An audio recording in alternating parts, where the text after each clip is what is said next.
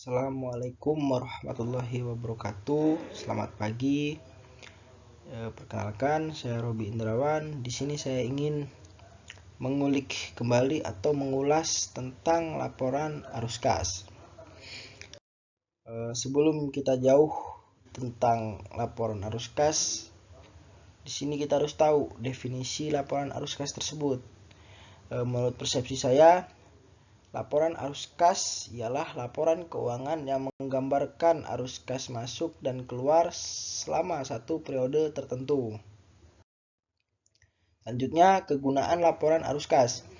Kegunaan laporan arus kas memberikan informasi untuk menilai yang pertama kemampuan entitas dalam menghasilkan arus kas di masa depan, kedua kemampuan entitas dalam membayar dividen dan kewajiban, ketiga, penyebab timbulnya perbedaan antara laba bersih dan arus kas bersih dari aktivitas operasi.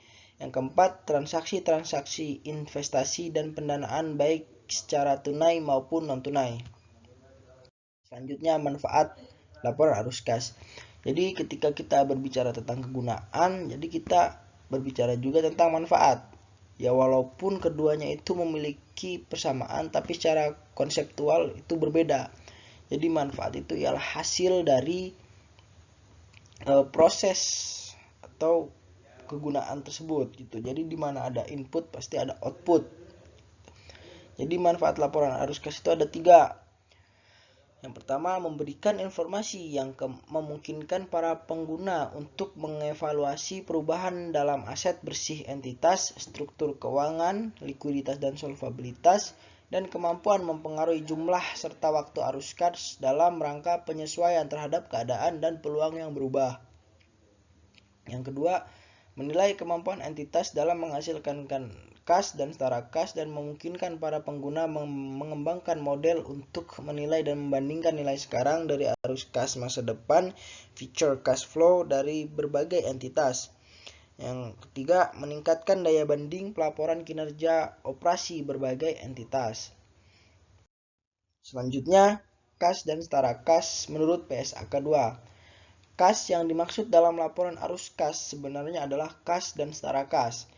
Setara kas adalah investasi jangka pendek sangat liquid yang memenuhi kriteria 1. Siap dikonversi menjadi kas dengan jumlah yang sudah ditentukan, dan 2.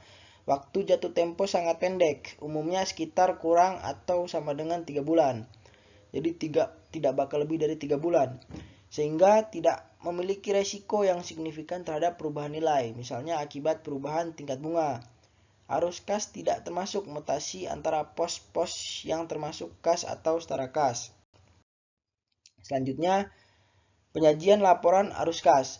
Laporan arus kas melaporkan arus kas selama periode tertentu dan diklasifikasikan menurut aktivitas operasi, aktivitas investasi, dan aktivitas pendanaan. Penyajian ketiga aktivitas tersebut dengan cara yang paling sesuai dengan bisnisnya.